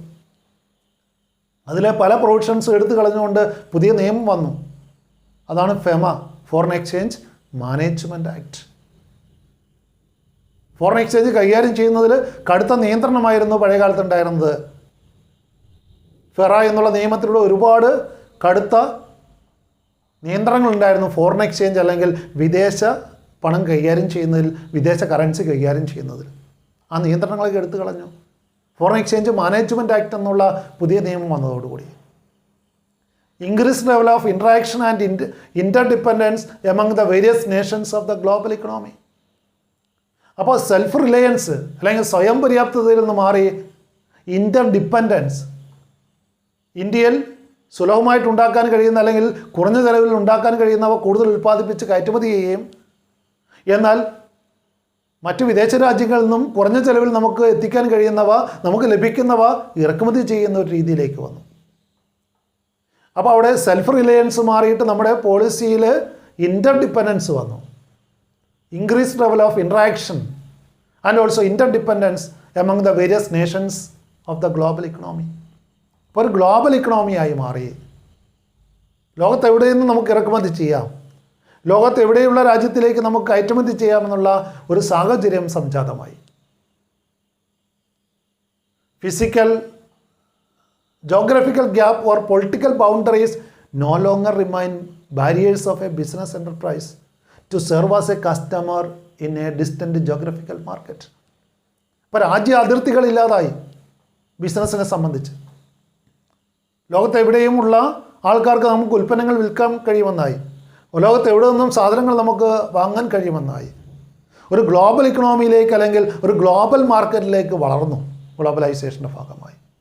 So the physical geographical gap or political boundaries no longer remain barriers. അത് തടസ്സങ്ങളല്ലാതായി മാറി.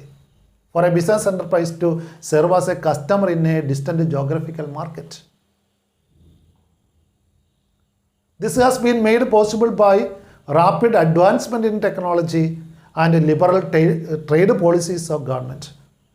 ഇത്തരത്തിലുള്ള ഒരു ഗ്ലോബൽ മാർക്കറ്റ് സാധ്യമാക്കിയത് പ്രധാനമായിട്ടും ടെക്നോളജിക്കൽ അഡ്വാൻസ്മെൻറ്റ് കൊണ്ടുകൂടെയാണ്. ഓൺലൈനായിട്ടുള്ള ഇടപാടുകൾ, അതോടൊപ്പം തന്നെ ഗവൺമെൻറ്റിൻ്റെ ട്രേഡ് പോളിസിയിലുണ്ടായ ലിബറലൈസേഷൻ. അപ്പോൾ അത്തരത്തിൽ ഒരു ഗ്ലോബൽ മാർക്കറ്റിലേക്കുള്ള ചുവടുമാറ്റമാണ് ഗ്ലോബലൈസേഷനിലൂടെ ഉണ്ടായത്. So these three are the main pillars of new industrial policy. പുതിയ വ്യവസായ നയത്തിൻ്റെയോ അല്ലെങ്കിൽ പുതിയ സാമ്പത്തിക നയത്തിൻ്റെയോ പ്രധാനപ്പെട്ട 3 എലമെൻറ്റ്സ് എന്ന് പറയുന്നത് LPG ആണ്: liberalisation, privatisation and globalisation. Then we shall come to the next topic, that is about demonetisation. Note നിരോധനം.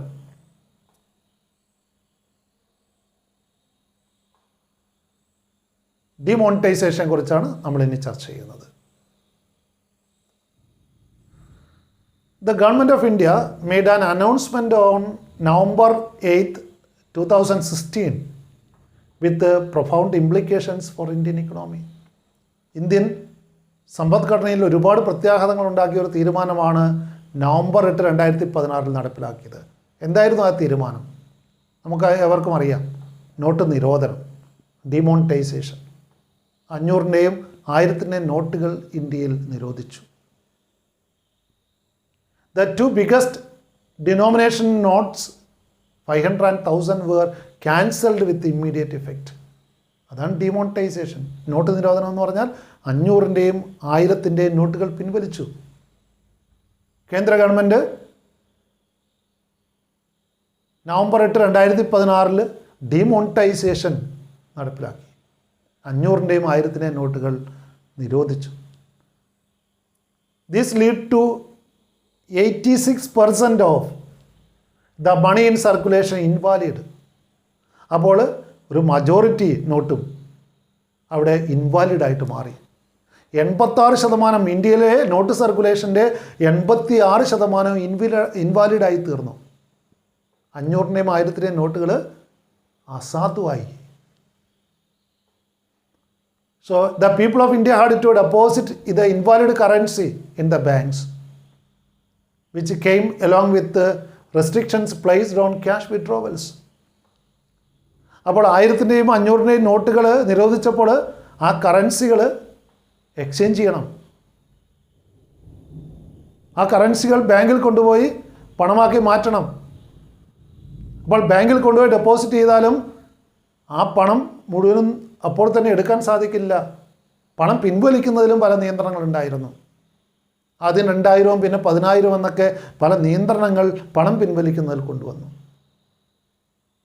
The aim of demonetisation was to curb corruption, counterfeiting the use of high denomination notes for illegal activities and control the black money. ഈ 3 ലക്ഷ്യങ്ങളായിരുന്നു: അഴിമതിക്ക് തടയിടുക, corruption control ചെയ്യുക, അതുപോലെ കള്ളനോട്ടുകൾ രാജ്യദ്രോഹ പ്രവർത്തനങ്ങൾക്ക് അല്ലെങ്കിൽ മോശം കാര്യങ്ങൾക്ക് വേണ്ടി അല്ലെങ്കിൽ രാജ്യത്തിൻ്റെ സുരക്ഷയെ ബാധിക്കുന്ന രീതിയിൽ കള്ളനോട്ടുകളുടെ പ്രചാരം, അതുപോലെ കള്ളപ്പണം അത് നിയന്ത്രിക്കുക, ഇതൊക്കെയായിരുന്നു ലക്ഷ്യം. ഡിമോണിറ്റൈസേഷൻ ലക്ഷ്യം വെച്ചിരുന്നത് കറപ്ഷൻ ഒഴിവാക്കലാണ്. Counterfeiting the use of high denomination notes. അന്നുണ്ടായിരുന്ന ഹൈ ഡിനോമിനേഷൻ നോട്ട് 500-ൻ്റെയും 1000-ൻ്റെയും ഒരുപാട് കള്ളനോട്ടുകൾ പ്രചാരത്തിലുള്ളത്, അത് ഇല്ലീഗൽ ആക്ടിവിറ്റീസിന് വേണ്ടി ഉപയോഗിച്ചിരുന്നു. അതിന് തടയിടുക. അതോടൊപ്പം തന്നെ കള്ളപ്പണം അത് നിയന്ത്രിക്കുക, ബ്ലാക്ക് മണി നിയന്ത്രിക്കുക, അൺഅക്കൗണ്ടഡ് ആയിട്ടുള്ള മണി, അല്ലെങ്കിൽ നികുതി അടയ്ക്കാത്ത കള്ളപ്പണം അത് നിയന്ത്രിക്കുക. ഇതൊക്കെയായിരുന്നു ഡിമോണിറ്റൈസേഷൻ്റെ പ്രധാനപ്പെട്ട ലക്ഷ്യങ്ങൾ. അപ്പോൾ ഡിമോണിറ്റൈസേഷൻ്റെ പ്രധാന പ്രത്യേകതകൾ എന്താണെന്ന് കൂടി നമുക്ക് നോക്കാം. ആദ്യമായിട്ട് it is viewed as a tax administration measure. That is black money had to be declared and pay taxes at a penalty rate. അപ്പോൾ ഈ ഡിമോണിറ്റൈസേഷൻ ഒരു ടാക്സ് അഡ്മിനിസ്ട്രേഷൻ മെഷറായിട്ടാണ് സ്വീകരിച്ചത്. അതായത് അവിടെ വ്യക്തികളുടെ കൈവശമുള്ള അക്കൗണ്ടഡായിട്ടുള്ള പണം അല്ലെങ്കിൽ നിയമപ്രകാരം ഒരാളുടെ കൈവശമുള്ള പണം അത് ബാങ്കുകളിലേക്ക് എത്തുന്നു. എന്നാൽ കള്ളപ്പണം ഉണ്ടെങ്കിൽ അത് ഡിക്ലെയർ ചെയ്തുകൊണ്ട് അതിന് പെനാൽറ്റി അടച്ചുകൊണ്ട് അവിടെ എല്ലാം ടാക്സ് വിധേയമാക്കുക. അവരുടെ കൈവശമുള്ള പണവും അവിടെ ടാക്സ് അതോറിറ്റീസിലേക്ക് എത്തുകയും അതിൽ നിന്ന് നികുതി ലഭിക്കുകയും ചെയ്യുന്ന ഒരു സാഹചര്യം. കള്ളപ്പണം മൊത്തത്തിൽ ഒഴിവാക്കുന്ന ഒരു സാഹചര്യം സംജാതമാക്കുക. അപ്പോൾ ഇതൊരു ടാക്സ് അഡ്മിനിസ്ട്രേഷൻ മെഷറായിട്ടാണ് സ്വീകരിച്ചത്. അപ്പോൾ അവിടെ കള്ളപ്പണം ഉണ്ടെങ്കിൽ അത് വെളിച്ചത്ത് കൊണ്ടുവരികയും അതിന് അല്ലെങ്കിൽ ഒരു പിഴ നികുതി അടയ്ക്കുകയും ഒക്കെ ചെയ്യുന്ന ഒരു ടാക്സ് അഡ്മിനിസ്ട്രേഷൻ മെഷറായിട്ടാണിത് വിഭാവനം ചെയ്തത്. Demonetisation is also interpreted as a shift on the part of the government indicating that tax evasion will no longer be tolerated or accepted. നികുതി വെട്ടിപ്പ് ഒരിക്കലും അംഗീകരിക്കാൻ കഴിയില്ല എന്നുള്ളൊരു പ്രഖ്യാപനമായിരുന്നു അത്. Demonetization is also interpreted as a shift on the part of the government. Government ധീരമായിട്ടുള്ളൊരു തീരുമാനമെടുത്തു, നികുതി വെട്ടിപ്പ് ഇനി അനുവദിക്കില്ല. So demonetization also interpreted as a shift on the part of the government indicating that tax evasion, നികുതി വെട്ടിപ്പ്, will no longer be tolerated or accepted. അത് അംഗീകരിക്കാൻ കഴിയില്ല എന്നുള്ള ഒരു പ്രഖ്യാപനമായിരുന്നു അത്. And also demonetization also led to tax administration channelizing savings into the formal financial system. Formal financial സിസ്റ്റത്തിലേക്ക് complete സേവിങ്സും channelise ചെയ്യുക. കള്ളപ്പണം വീട്ടിൽ ആരും അറിയാതെ സൂക്ഷിക്കുന്ന രീതി ഒഴിവായി ജനങ്ങൾക്ക് സമ്പാദ്യമുണ്ടെങ്കിൽ അതൊക്കെ എന്താണ് ബാങ്കുകളിലേക്ക് എത്തുന്ന ഒരു രീതി. So demonetisation also lead to tax administration channelising savings into the formal financial system. And lastly create a cashless or cash-light economy.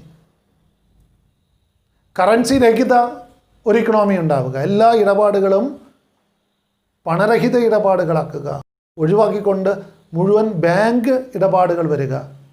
അപ്പോൾ അതിലൂടെ കള്ളപ്പണത്തിൻ്റെ ഇടപാടുകൾ ഒഴിവാകുകയും അവിടെ കൃത്യമായിട്ട് എന്താണ് ഒരാളുടെ പണത്തിന് നികുതി ഗവൺമെൻറ് ലഭിക്കുകയും ചെയ്യുന്നു. അത്തരത്തിൽ അഴിമതിയും കള്ളപ്പണവും കള്ളനോട്ടും ഒഴിവാക്കുക എന്നുള്ളതായിരുന്നു നോട്ട് നിരോധനത്തിൻ്റെ ഏറ്റവും പ്രധാന ലക്ഷ്യമെന്ന് പറയുന്നത്. So that all about demonetisation. Then the last topic in this chapter is about impact of government policy changes on business and industry. അപ്പോൾ നമ്മൾ കണ്ടു സ്വാതന്ത്ര്യാനന്തര കാലഘട്ടത്തിൽ ഉണ്ടായിരുന്ന സാമ്പത്തിക നയങ്ങളായിരുന്നില്ല 1991 ശേഷം ഇന്ത്യയിൽ അനുവർത്തിച്ചത്. അപ്പോൾ ഗവൺമെൻറ്റിൻ്റെ പോളിസിയിൽ ഒരുപാട് മാറ്റങ്ങളുണ്ടായി. ആ മാറ്റങ്ങൾ പല വെല്ലുവിളികളും നമ്മുടെ ബിസിനസ് മേഖലയിൽ അല്ലെങ്കിൽ വ്യാവസായിക മേഖലയിൽ ഉണ്ടാക്കിയിട്ടുണ്ട്. So what are the impact of government policy changes own business and industry? വ്യവസായ വാണിജ്യ മേഖലകളെ ഗവൺമെൻറ് നയത്തിലുണ്ടായ വ്യത്യാസം, അല്ലെങ്കിൽ ഗവൺമെൻറ് പോളിസി ഒരുപാട് മാറി. നമുക്കറിയാം പ്രൈവറ്റൈസേഷൻ, ലിബറലൈസേഷൻ, ഗ്ലോബലൈസേഷൻ ഒക്കെ വന്നു. അപ്പോൾ ഗവൺമെൻറ് പോളിസിയിൽ ഒരുപാട് കാതലായ മാറ്റങ്ങളുണ്ടായി. അത് പല വെല്ലുവിളികളും ബിസിനസ് മേഖലയിൽ ഉണ്ടാക്കിയിട്ടുണ്ട്. എന്തൊക്കെ മാറ്റങ്ങളാണ് ബിസിനസ് രംഗത്ത് ഉണ്ടായത്? പ്രധാനപ്പെട്ട പോയിന്റുകളിലേക്ക് നമുക്ക് കടക്കാം. Impact of government policy changes own business and industry. ഒന്നാമത്തെ പോയിന്റ് എന്ന് പറഞ്ഞാൽ ഇൻക്രീസിങ് കോമ്പറ്റീഷനാണ്. പുതിയ സാഹചര്യങ്ങൾക്കനുസരിച്ച് കടുത്ത മത്സരമുണ്ടായി. നമുക്കറിയാം, പ്രൈവറ്റൈസേഷൻ്റെ ഭാഗമായിട്ട് പൊതുമേഖലയ്ക്കുള്ള പ്രാധാന്യം കുറഞ്ഞുകൊണ്ട് സ്വകാര്യ സ്ഥാപനങ്ങൾ പ്രൈവറ്റ് സെക്ടർ എൻ്റർപ്രൈസസ് വന്നു. അതോടുകൂടി കടുത്ത മത്സരമുണ്ടായി. As a result of changes in the rules of industrial licensing and entry of foreign firms, competition for Indian firms has increased, especially in service industries like telecommunication, airlines, banking, insurance, etc., which were earlier in the public sector. അപ്പോൾ പ്രധാനമായിട്ടും competition വർദ്ധിക്കാനുള്ള 2 കാരണങ്ങൾ industrial licensing എടുത്തു കളഞ്ഞു. വിദേശ സ്ഥാപനങ്ങൾ ഒരുപാട് ഇന്ത്യയിലേക്ക് വരികയും ചെയ്തു. അപ്പോൾ പൊതുമേഖലയിൽ മാത്രമുണ്ടായിരുന്ന പല സർവീസ് സെക്ടേഴ്സും സ്വകാര്യ മേഖലയ്ക്കും വിദേശ കമ്പനികൾക്കും കൂടി പങ്കാളിത്തം കൊടുത്തു. പ്രത്യേകിച്ചും ടെലികമ്മ്യൂണിക്കേഷൻ രംഗത്തും എയർലൈൻസ് രംഗത്തും ബാങ്കിങ്, ഇൻഷുറൻസ്, ഈ മേഖലയിലൊക്കെ പ്രൈവറ്റ് കമ്പനികളും ഫോറിൻ കമ്പനികളും വന്നു. ഇതൊക്കെ നാഷണലൈസ്ഡ് മേഖലയായിരുന്നു പഴയ കാലത്ത്. അപ്പോൾ കടുത്ത മത്സരം വന്നു. അതാണ് ഒന്നാമത്തെ പ്രത്യേകത. ബിസിനസ് രംഗത്ത് കടുത്ത മത്സരം വന്നു എന്നുള്ളതാണ് പോളിസി ചേഞ്ചിൻ്റെ ഗവൺമെൻറ് നയമാറ്റത്തിലുണ്ടായ ഒന്നാമത്തെ കാര്യം. Then secondly, more demanding customers. കസ്റ്റമേഴ്സിൻ്റെ ഡിമാൻഡ് കൂടി. കാരണം കൂടുതൽ അവെയറായി അവർ. അപ്പോൾ ക്വാളിറ്റി പ്രോഡക്ട്സ് വേണമെന്നുള്ളൊരു ഡിമാൻഡ് കസ്റ്റമേഴ്സിൻ്റെ ഭാഗത്തു നിന്നുണ്ടായി. More demanding customers. Customers today have become more demanding because they are well informed. എല്ലാ കാര്യങ്ങളും കൃത്യമായിട്ട് അറിയുന്നവരാണ്. കസ്റ്റമേഴ്സിൻ്റെ റൈറ്റ്സിനെ കുറിച്ച് കൃത്യമായിട്ട് ബോധവാന്മാരാണ് അവർ. So more demanding customers. Increased competition in the market give the customers wider choice in purchasing better quality of goods and services. ഇപ്പോൾ കോമ്പറ്റീഷൻ ഉണ്ടായി. നേരത്തെ ചില കമ്പനികളുടെ മോണോപ്പൊളി ആയിരുന്നപ്പോൾ അവിടെ കോമ്പറ്റീഷൻ വന്നു. പ്രത്യേകിച്ചും ടെലികമ്മ്യൂണിക്കേഷൻ രംഗത്തൊക്കെ നമുക്കറിയാം, മൊബൈൽ സേവനങ്ങൾ. അപ്പോൾ അവിടെ കസ്റ്റമർ സാറ്റിസ്ഫാക്ഷന് കൂടുതൽ ഊന്നൽ കൊടുക്കേണ്ടി വന്നു. സോ മോർ ഡിമാൻഡിങ് കസ്റ്റമേഴ്സാണ് രണ്ടാമത്തെ പ്രത്യേകത. ഗവൺമെൻറ് പോളിസിയിലുണ്ടായ മാറ്റങ്ങൾ ബിസിനസ് റിഫ്ലക്റ്റ് ചെയ്തൊരു കാര്യമാണ്. അപ്പോൾ increased competition in the market gives the customers wider choice in purchasing better quality of goods and services. And thirdly, rapidly changing technological environment. സാങ്കേതികവിദ്യയിൽ ഒരുപാട് മാറ്റങ്ങൾ ഈ കാലഘട്ടത്തിലുണ്ടായി. കാരണം വിദേശ ടെക്നോളജി വരെ നമ്മൾ അനുവദിക്കുന്നു. ഫോറിൻ കൊളാബറേഷൻ ടെക്നോളജി രംഗത്തും ക്യാപിറ്റൽ ഇൻവെസ്റ്റ്മെൻറ്റിലുമൊക്കെ നമ്മൾ ഫോറിൻ പാർട്ടിസിപ്പേഷൻ അനുവദിച്ചിട്ടുണ്ട്. അപ്പോൾ നമ്മുടെ ടെക്നോളജിക്കൽ എൻവയോൺമെൻറ്റിൽ പെട്ടെന്ന് മാറ്റങ്ങളുണ്ടായി. Increased competition forces the firms to develop new ways to survive and grow in the market. New technologies make it possible to improve machines, process, products and services. The rapidly changing technological environment creates tough challenges before small firms. ഈ technological changes ചെറുകിട സ്ഥാപനങ്ങളെയാണ് ഏറെ കൂടുതൽ ബാധിച്ചത്. കാരണം ചെറുകിട സ്ഥാപനങ്ങൾക്ക് പുതിയ ടെക്നോളജിക്കൽ അപ്ഗ്രേഡേഷൻ അല്ലെങ്കിൽ മോഡേണൈസേഷൻ നടത്തുക അത്ര എളുപ്പമല്ല. മാറുന്ന സാങ്കേതികവിദ്യ ഉടനടി നടപ്പിലാക്കാൻ ചെറിയ സ്ഥാപനങ്ങൾക്ക് കഴിയില്ല. വൻകിട സ്ഥാപനങ്ങൾക്ക് ചേഞ്ചസ് വരുന്നത് എളുപ്പമാണ്. ഹ്യൂജ് ഇൻവെസ്റ്റ്മെൻറ്റ് അതിന് ആവശ്യമുള്ളതുകൊണ്ട്. എന്നാൽ ചെറുകിട സ്ഥാപനങ്ങൾക്ക് അത് വെല്ലുവിളിയായിട്ട് മാറി. അടിക്കടി ടെക്നോളജിയിൽ ഉണ്ടാകുന്ന മാറ്റങ്ങൾ. New technology make it possible to improve machines, process, product and services. അപ്പോൾ പുതിയ ടെക്നോളജി വരുമ്പോൾ പുതിയ മെഷീനുകൾ വേണ്ടി വരും, പ്രൊഡക്ഷൻ പ്രോസസ്സ് മാറ്റേണ്ടി വരും, പ്രോഡക്റ്റുകളിലും സർവീസുകളിലും മാറ്റങ്ങൾ വരുത്തേണ്ടതായിട്ട് വരും. അത് പ്രത്യേകിച്ചും എന്താണ്, ചെറുകിട സ്ഥാപനങ്ങൾക്കൊരു വെല്ലുവിളിയായിട്ട് മാറി. And fourthly speaking, necessity for change. മാറ്റം വരുത്താതെ പിടിച്ചു നിൽക്കാൻ പറ്റാതെയായി. അതായത് ബിസിനസ്സിൽ പിടിച്ചു നിൽക്കണമെങ്കിൽ മാറ്റം പ്രാബല്യത്തിൽ കൊണ്ടുവരണമെന്നായി. മാറാതെ ബിസിനസ്സിന് പിടിച്ചു നിൽക്കാൻ പറ്റാത്ത ഒരു സാഹചര്യം. ബിസിനസ് സർവൈവ് ചെയ്യണമെങ്കിൽ മാറ്റങ്ങൾക്കനുസരിച്ച് മാറ്റം നടപ്പിലാക്കേണ്ടി വന്നു. So necessity for change. After 1991 the market forces have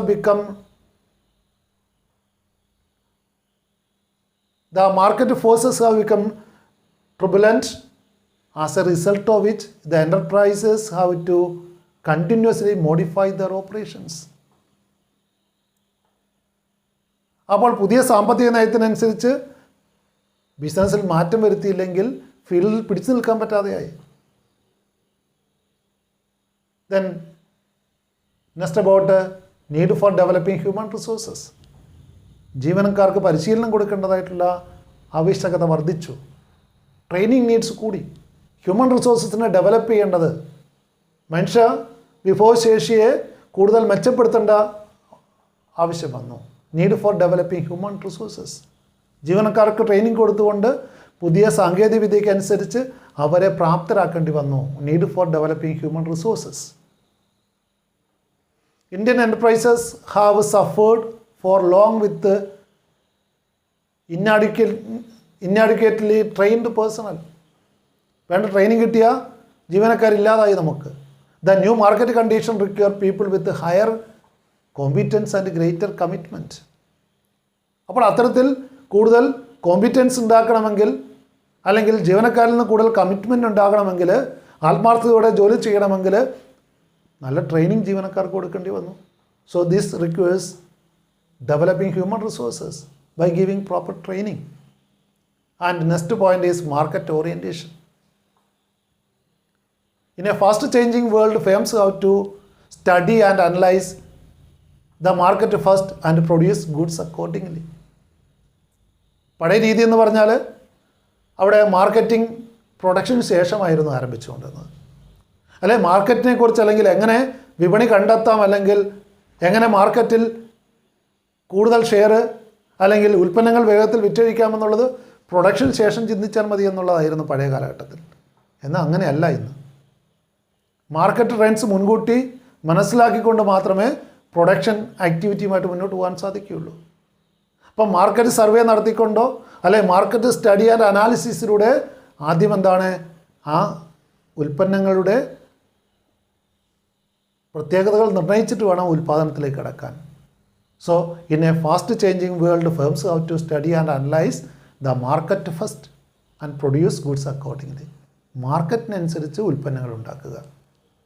അല്ലാതെ ഉൽപ്പന്നങ്ങൾ ഉണ്ടാക്കിയിട്ട് അത് മാർക്കറ്റ് ചെയ്യുന്ന ഒരു സിറ്റുവേഷൻ മാറി. അതും തന്നെ മാർക്കറ്റ് കണ്ടീഷൻസ് മനസ്സിലാക്കുകയും അതിനനുസൃതമായിട്ട് ഉൽപ്പാദനം നടത്തുകയും ചെയ്യേണ്ട ഒരു അവസ്ഥ വന്നു. അതാണ് മാർക്കറ്റ് ഓറിയൻറ്റേഷൻ.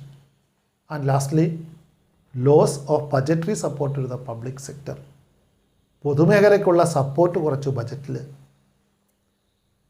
പഴയ കാലങ്ങളിൽ പബ്ലിക് സെക്ടറിന് ഊന്നൽ കൊടുത്തുകൊണ്ട് ബജറ്റിൽ കൂടുതൽ തുക മാറ്റിവെച്ചിരുന്നത് പൊതുമേഖലയ്ക്കായിരുന്നു. അപ്പോൾ ആ പൊതുമേഖലയ്ക്ക് ബജറ്റിൽ മാറ്റിവെച്ചിരുന്ന തുക വെട്ടിക്കുറച്ചു. അപ്പോൾ പൊതുമേഖലാ സ്ഥാപനങ്ങളുടെ പ്രവർത്തനങ്ങൾക്ക് അവർ സ്വയം ഫണ്ട് കണ്ടെത്തേണ്ടി വന്നു. അതൊരു മറ്റൊരു പ്രത്യേകതയാണ്. The central government's budgetary support for financing the public sector outlays has declined over the years. പൊതുമേഖലയ്ക്കുണ്ടായിരുന്ന ബജറ്ററി അലോക്കേഷൻ കുറച്ചു. കാരണം പൊതുമേഖലകൾ സ്വന്തമായിട്ട് പണം കണ്ടെത്തണം. They will have it to be more efficient and generate their own resources for the purpose. സ്വയം fund കണ്ടെത്തേണ്ടതായിട്ട് വന്നു. അപ്പോൾ പൊതുമേഖലയ്ക്കുള്ള support ബജറ്റിൽ കുറഞ്ഞു. പൊതുമേഖലാ സ്ഥാപനങ്ങൾ സ്വയം ഫണ്ട് കണ്ടെത്തേണ്ട അല്ലെങ്കിൽ എഫിഷ്യൻ്റായിട്ട് വർക്ക് ചെയ്യേണ്ട ഒരു സാഹചര്യം നിലവിൽ വന്നു. ഇതൊക്കെയാണ് പുതിയ സാമ്പത്തിക നയത്തിൻ്റെ വെളിച്ചത്തിൽ ഗവൺമെൻറ് പോളിസിയിലുണ്ടായ മാറ്റങ്ങൾ ബിസിനസ്സിനെ ബാധിച്ചത്. Impact of government policy changes own business and industry. 7 പോയിൻറ്റുകളിലൂടെ നമ്മൾ ഇവിടെ ചർച്ച ചെയ്തു. പുതിയ വ്യവസായ നയം അല്ലെങ്കിൽ സാമ്പത്തിക നയത്തിലുണ്ടായ മാറ്റങ്ങൾ, അതിലൂടെ ഗവൺമെൻറ് പോളിസിയിൽ ഒരുപാട് മാറ്റങ്ങളുണ്ടായി. അതെങ്ങനെയാണ് ബിസിനസ്സിനെയും വ്യവസായത്തെയും ബാധിച്ചത്? എന്തൊക്കെ വെല്ലുവിളികളാണ് ഈ ഗവൺമെൻറ് പോളിസിയിലുണ്ടായ മാറ്റം ബിസിനസ്സിലുണ്ടാക്കിയിരിക്കുന്നത്? സോ ബിസിനസ് എൻവയോൺമെൻറ്റ് എന്നുള്ള ചാപ്റ്റർ ഇവിടെ നമ്മൾ അവസാനിപ്പിക്കുകയാണ്. എല്ലാവരും ഈ പാഠഭാഗം റിവൈസ് ചെയ്തിട്ട് നന്നായിട്ട് പഠിക്കുക. എല്ലാവർക്കും വിജയാശംസകൾ നേരുന്നു. Thank you all. Thank you for watching this video.